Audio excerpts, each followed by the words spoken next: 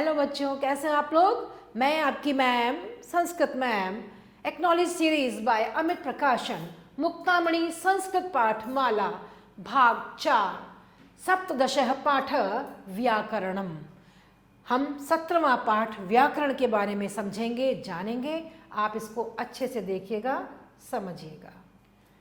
यहाँ बच्चों सबसे पहले दिए हुए शब्द रूप दो प्रकार के होते हैं, आपको पता है, शब्द रूप और धातु रूप होते हैं। शब्द रूप में भी कुछ अकारांत शब्द होते हैं, कुछ आकारांत शब्द होते हैं, कुछ इकारांत शब्द होते हैं, कुछ ईकारांत होते हैं, कुछ उकारांत होते हैं, कुछ उकारांत होते हैं, है ना। उसमें भी पुल्लिंग, स्त्रीलिंग और नपुंसकलिंग में भी होते हैं। तो यहाँ जो शब्द रूप दिए हैं बच्चों, वो मुनि शब्द के इकारांत पुल्लिंग शब्द दिए हुए हैं। उनके बारे में हम जानते हैं। विभक्ति आपको पता है 7 विभक्ति होती है। फिर इसमें संबोधन प्रथमा विभक्ति की तरह से ही चलता है। और इसमें मुनि शब्द के इकारांत पुल्लिंग रूप हैं। एक वचन, द्विवचन और बहुवचन में मुनि, मुनि, मुनयः, मुनिम, मुनि, मुनीन, मुनिना, मुनिभ्याम, मुनिभि, मुनये, मुनिभ्याम, मुनिभ्यः, मुनेः, मुनिभ्याम, मुनिभ्यः, मुनेः, मुनयो, मुनीनाम, मुनौ, मुनयो, मुनिषु। संबोधन क्या होगा? हे मुनि, हे मुनि, हे मुनयः। इस प्रकार मुनि शब्द के रूप जाने आपने इकारांत में, और इनको आपको बच्चों अच्छे से याद भी करना होगा। ऐसा ही नहीं है कि मैंने आपको बताया और आप याद नहीं करेंगे, आपको याद भी करना होगा। अब ये मति शब्द इकारांत, ये स्त्रीलिंग है, वो हमने पुल्लिंग करें। अब ये स्त्रीलिंग में है, विभक्ति वही 7 है, संबोधन है। तीनों वचनों में मति होती है, बुद्धि। तो मति, मति, मतयः, मतिम, मति, मतिः, मत्या, मतिभ्याम, मतिभि, मतये, मतिभ्याम, मतिभ्यः, मते, इसमें मत्या भी हो सकता है, मतिभ्याम, मतिभ्यः, मतेः, इसमें भी मत्या हो सकता है, मत्यो, मतीनाम, मतौ, मत्यो, मतिषु। और संबोधन में फिर वैसे ही हे मति, हे मति, हे मतयः। तो इस प्रकार आपने मति शब्द इकारांत स्त्रीलिंग के रूप जाने। अब है बच्चों नदी शब्द ईकारांत, बड़ी ईकारांत स्त्रीलिंग शब्द, नदी शब्द के विभक्तियां वही 7, वचन 3, प्रथमा विभक्ति नदी, नद्यौ, नद्य, द्वितीय विभक्ति नदीम, नद्यौ, नदी, तृतीया विभक्ति नद्या, नदीभ्याम, नदीभि, चतुर्थी विभक्ति नद्यै, नदीभ्याम, नदीभ्यः, पंचमी विभक्ति नद्या, नदीभ्याम, नदीभ्यः, षष्ठी विभक्ति नद्या, नद्यो, नदीनाम, सप्तमी विभक्ति नद्याम, नद्यो, नदीषु। संबोधन में हे नदी, हे नद्यो, हे नद्य। इस प्रकार बच्चों आपने नदी शब्द ईकारांत स्त्रीलिंग शब्द के रूप जाने। अब साधु शब्द उकारांत, साधु, धु, उ की साउंड निकल रही है, तो उकारांत पुल्लिंग शब्द है। उसमें वही विभक्ति 7, फिर संबोधन, तीनों वचनों में प्रथमा विभक्ति में साधु के रूप चलेंगे। साधु, साधु, साधवः। द्वितीय विभक्ति में साधुम, साधु, साधून। तृतीया विभक्ति में साधुनः, साधुभ्याम, साधुभि। चतुर्थी विभक्ति में साधवे, साधुभ्याम, साधुभ्यः। पंचमी विभक्ति में साधो, साधुभ्याम, साधुभ्यः। षष्ठी विभक्ति में साधो, साध्वो, साधूनाम। सप्तमी विभक्ति में साधौ, साध्वो, साधुषु। संबोधन क्या है? हे साधु, हे साधु, हे साधवः। इस प्रकार बच्चों आपने साधु उकारांत पुल्लिंग शब्द के रूप पढ़े, समझे, और अब इसे याद भी करेंगे आप। अब है मधु उकारांत नपुंसकलिंग। क्या है? पहले हम करेंगे धेनु उकारांत स्त्रीलिंग शब्द, ठीक है। इसमें विभक्ति वही 7 है, धेनु शब्द के रूप चलेंगे। ये क्या है, स्त्रीलिंग में चलते हैं ये। धेनु, धेनु, धेनवः। द्वितीय विभक्ति में धेनु, धेनु, धेनु। तृतीय विभक्ति में धेन्वा, धेनुभ्याम, धेनुभिः। चतुर्थी विभक्ति में धेनवे, धेनुभ्याम, धेनुभ्य। पंचमी विभक्ति में धेनो, धेनुभ्याम, धेनुभ्य। षष्ठी विभक्ति में धेनो, आप धेनवा भी कर सकते हैं, धेनवो, धेनूनाम। सप्तमी विभक्ति में धेनौ, धेनवाम भी कर सकते हैं, धेनवो, धेनुषु। संबोधन क्या है, हे धेनु, हे धेनु, हे धेनव। इस प्रकार बच्चों आपने धेनु शब्द उकारांत स्त्रीलिंग शब्द के रूपों को समझा, उन्हें जाना। अब है मधु शब्द उकारांत नपुंसकलिंग। मधु शब्द उकारांत नपुंसकलिंग में विभक्ति 7, फिर संबोधन, तीनों वचनों में मधु शब्द के रूप इस प्रकार चलेंगे। प्रथमा विभक्ति में मधु, मधुनी, मधुनी। द्वितीय में मधु, मधुनी, मधुनी। तृतीय में मधुना, मधुभ्याम, मधुभी। चतुर्थी में मधुने, मधुभ्याम, मधुभ्य। पंचमी में मधुना, मधुभ्याम, मधुभ्य। षष्ठी में मधुनः, मधुनोः, मधुनाम। सप्तमी में मधुनी, मधुनो, मधुषु। और संबोधन हे मधु, हे मधुनी, हे मधुनी। इस प्रकार बच्चों आपने मधु शब्द उकारांत नपुंसकलिंग शब्दों के बारे में जाना। अब पितृ, री की साउंड आ रही है, ऋकारांत है ना। ये पुल्लिंग शब्द के बारे में आप जानेंगे। विभक्ति वही 7, वचन 3 है, एक वचन, द्विवचनम, बहुवचनम। प्रथमा विभक्ति में पितृ शब्द के रूप चलेंगे। पिता, पितरौ, पितरः, पितरम, पितरौ, पितरन्, पित्रा, पितृभ्याम, पितृभिः, पित्रे, पितृभ्याम, पितृभ्य। पितुः, पितृभ्याम, पितृभ्य। पितुः, पित्रोः, पितॄणाम। पितरि, पित्रो, पितृषु। संबोधन हे पिता, हे पितरौ, हे पितरः। इस प्रकार हमने पितृ शब्द ऋकारांत पुल्लिंग शब्दों के रूपों के बारे में जाना।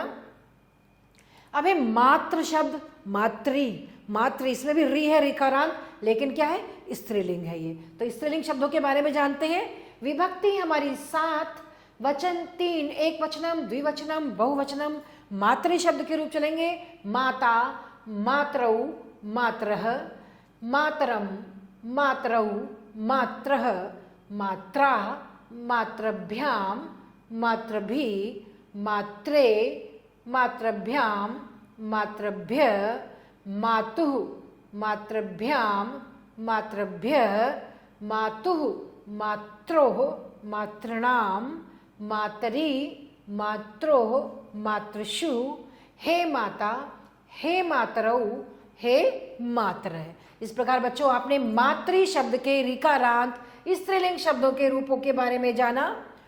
अब हमारे ये हमने शब्द रूप पढ़े अभी, अब हम धातु रूप के बारे में जानते हैं। धातु भी बहुत सारी होती हैं, तो इसमें जो इन्होंने धातु दी है, पट धातु के रूप हम सबसे पहले जानते हैं। पट धातु, पठ माने क्या होता है, पढ़ना। तो ये 5 लकारों में होते हैं धातु रूप। लट लकार, रट लकार, लंग लकार, लोट लकार और विधिलिंग लकार।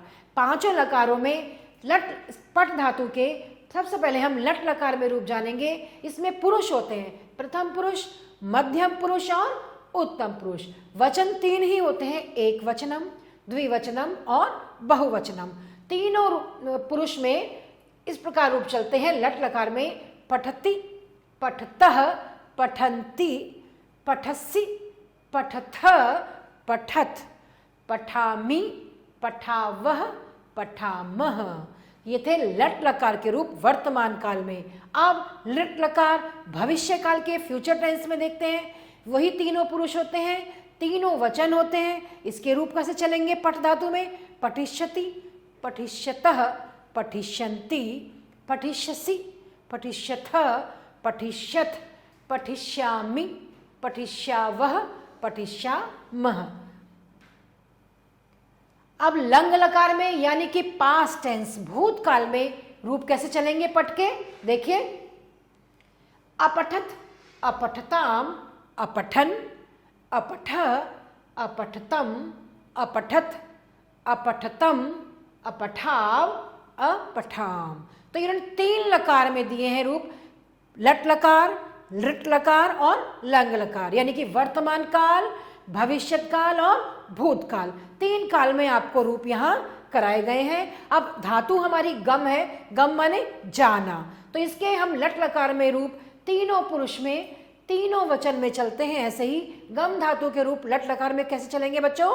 गच्छति, गच्छतः, गच्छन्ति। रूप वैसे ही चलते हैं, बस थोड़ा सा शब्दों का अंतर आता है, सेम चलेंगे। जैसे पठति, पठतः, पठन्ति होता है, ऐसे ही यहाँ गच्छति, गच्छतः, गच्छन्ति, गच्छसि, गच्छथः, गच्छथ, गच्छामि, गच्छावः, गच्छामः। ये था हमारा लट लकार, प्रेजेंट टेंस वर्तमान काल। अब हमारा ये लृट लकार फ्यूचर टेंस यानी कि भविष्यत काल। इसके रूप कैसे चलेंगे? गमिष्यति, गमिष्यतः, गमिष्यन्ति, गमिष्यसि, गमिष्यथः, गमिष्यथ, गमिष्यामि, गमिष्यावः, गमिष्यामः। ये था लट लकार फ्यूचर टेंस भविष्यत काल। अब ये है लंग लकार पास्ट टेंस भूतकाल। इसके रूप कैसे चलेंगे?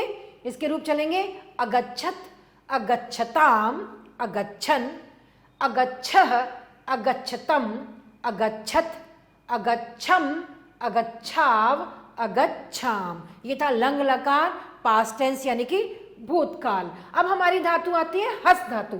हस मीन्स हंसना। हंसना धातु के लट लकार में यानी कि प्रेजेंट टेंस में रूप चलेंगे। वही तीनों पुरुष हैं बच्चों, वही तीनों वचनों में चलते हैं। हसति, हसतः, हसन्ति, हससि, हसथः, हसत। संस्कृत में बच्चों विसर्ग का भी आपको बहुत ध्यान रखना पड़ेगा। विसर्ग नहीं लगाएंगे तो फिर इसमें और इसमें अंतर नहीं होगा ना। तो इसमें ध्यान रखना है आपको कि हमें द्विवचन में, मध्यम पुरुष के द्विवचन में यहाँ पर विसर्ग लगाने हैं। हसथ, हसत, हसामि, हसावह, यहाँ भी विसर्ग आ रहे हैं, और हसामह। ठीक है। इस प्रकार ऋट लकार फ्यूचर टेंस में हस धातु के रूप कैसे चलेंगे? हसिष्यति, हसिष्यतः, हसिष्यन्ति, हसिष्यसि, हसिष्यथः, हसिष्यथ, हसिष्यामि, हसिष्यावः, हसिष्यामः। अब लंग लकार पास्ट टेंस में हस धातु के रूप चलेंगे अहसत, अहसताम, अहसन, अहसः, अहसतम, अहसत, अहसम, अहसाव, अहसाम। तो इस प्रकार बच्चों आपने हस धातु के तीनों लकारों में रूप देखा। अब देखिए पा धातु। पा धातु क्या है? पीना। पीना के रूप लट लकार में कैसे चलेंगे? तीनों पुरुष, प्रथम पुरुष, मध्यम पुरुष, उत्तम पुरुष में चलते हैं। एक वचनम, द्विवचनम और बहुवचन में रूप चलते हैं। पिबति, पिबतः, पिबन्ति, पिबसि, पिबथ, पिबथ, पिबामि, पिबावह, पिबामह। ये लट लकार में प्रेजेंट टेंस में आपने जाना।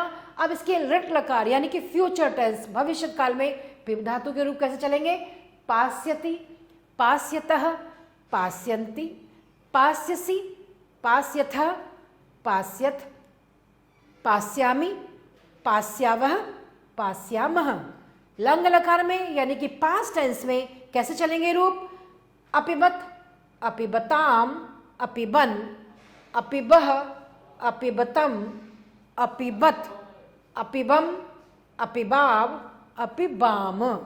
पिब धातु के बच्चों आपने रूप जाने, धातु रूप कि वे कैसे चलते हैं। अब हमारा कुछ शब्द कोश है, ये हमारी वोकैबुलरी है, ये शब्द ज्ञान, समानार्थक शब्द जिसे पर्यायवाची शब्द हैं वो बताए गए हैं। जैसे अश्व को क्या क्या कहते हैं संस्कृत में? अश्वः, घोटकः, हयः। ये घोड़े को हम, ये शब्दों के बारे में इन सब, ये सब इसके पर्यायवाची हैं अश्व के, जो हम इन्हें बोलते हैं। अग्नि, आग, तो उसको अनलः, पावकः, वह्नि। आम, आम्रम, रसालः और सहकारः, आम को बोलते हैं। घड़ा, कुंभ, घटः, कलशः, ये घड़े को बोलते हैं। तलवार, तलवार को क्या क्या बोलते हैं बच्चों? खड्गः, असि, चंद्रहासः, ये तलवार को बोलते हैं। ये सिनोनियम्स हैं, पर्यायवाची। दूध, दुग्धम, क्षीरम, पयः, दूध के पर्यायवाची हैं। आंख के पर्यायवाची हैं नयनम, नेत्रम, लोचनम, ये आंख के पर्यायवाची हैं। अमृत के हैं पीयूषम, अमृतम, सुधा, ये अमृत के पर्यायवाची हैं। आकाश, नभ, व्योमः, गगनम। कमल, कमल के पर्याय कमलम, नीरजः, पंकजम, ये कमल के पर्यायवाची हैं। जीभ, जिह्वः, रसना, रसज्ञा, जीभ के पर्यायवाची हैं। तालाब के पर्यायवाची हैं सरह, सरोवरः, तड़ागः, ये तालाब के पर्यायवाची हैं। धन के हैं धनम, वित्तम और द्रव्यम, धन के पर्यायवाची हैं। पर्वत के हैं पर्वतः, गिरि, महीधर। तो देखा बच्चों आपने कितने सारे पर्यायवाची शब्दों से आपको एक शब्द के ही कितने सारे शब्द पता चल गए। इसी से ही अब आप इनको याद करोगे तो आपको बहुत सारे शब्दकोश आपका भर जाएगा। आपकी जो है वोकैबुलरी है वो बहुत बढ़ जाएगी और आपको बहुत सारा ज्ञान हो जाएगा। तो इस प्रकार आपने जाना बच्चों इनके बारे में। अब आप देखिए पवन के हैं समीरः, अनिलः, वातः। पृथ्वी के हैं भूमि, धरा, वसुंधरा। घर के हैं गृहम, आलय, सदनम। मछली, मीनः, झषः, मत्स्यः। राजा, नृपः, भूपः, नरेंद्रः। वृक्ष के हैं पादपः, विटपः, द्रुमः। पुत्र के हैं पुत्रः, सुतः, तनयः।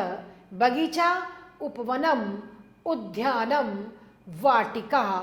नर, मनुष्यः, नरः, मानवः। मुख, मुखम, वदनम, आननम। समुद्र, सागरः, जलधि, सिंधु। तो इस प्रकार बच्चों आपने कितने सारे आज सिनोनियम्स पर्यायवाची याद करे, समझ में आए आपको। अब कुछ दिए हुए हैं ये विपरीतार्थ अक्षर यानी कि एंटोनियम्स यानी कि विलोम शब्द। जैसे अति, इसका अर्थ है अधिक, है ना। इसका विलोम शब्द क्या हो जाएगा? अति, अल्पः, अल्प माने कम, अधिक का कम। जैसे अधम, अधम होता है नीच, उसका विलोम शब्द हो जाएगा श्रेष्ठ। है श्रेष्ठ माने श्रेष्ठ, एक तो नीच होता है और एक श्रेष्ठ होता है। तो अधम नीच, श्रेष्ठ श्रेष्ठ। अग्नि, आग और जलम, जल। आग और जल विलोम शब्द है। अंतः, अंदर, बहि, बाहर। ऐसे ही निर्धन, गरीब और धनिकः, धनी यानी कि धनवान, अमीर। ऐसे कटु, कड़वा और मधुरम, मीठा। मूर्ख, मूर्ख और विद्वानः, विद्वान। और निजः, अपना और परः, पराया। नवीनम, नया और प्राचीनम, पुराना। तो ये विलोम शब्द आपने देखे बच्चों। फिर देखिए भृत्यः, नौकर और स्वामी, मालिक। आरोहणम, चढ़ना, अवतरणम, उतरना। गुणः, गुण और दोषः, दोष। प्रकाशः, रोशनी और अंधकारः, अंधेरा। यदा, जब और तदा, तब। यथा, जैसा, तथा, वैसा। भूमि, धरती। आकाशः, आकाश। सुपुत्रः, अच्छा पुत्र और कुपुत्रः, बुरा पुत्र। ह्यः, बीता हुआ कल जो चला गया, यस्टरडे। और श्वः, आने वाला कल यानी कि टुमारो। स्वस्थः, स्वस्थ। अस्वस्थ, बीमार। तो इस प्रकार बच्चों आज आपने इस पाठ में कितना सारा ज्ञान आपको मिला। शब्द रूप करें आपने अकारांत, आकारांत, इकारांत, उकारांत, ऊकारांत, ऋकारांत, पुल्लिंग, स्त्रीलिंग और नपुंसकलिंग में। और ऐसे ही आपने बच्चों धातु रूप करे, पट धातु के करे, गम धातु के करे, हस धातु के करे, है ना, पा धातु के करे, रूप करे। फिर समानार्थिक शब्द, पर्यायवाची शब्द पढ़े आपने। फिर विपरीतार्थक शब्द देखे आपने, विलोम शब्दों के बारे में जाना। बहुत सारा ज्ञान मिला होगा आपको। अब नेक्स्ट पार्ट में आपसे फिर मिलते हैं, तब तक के लिए धन्यवाद।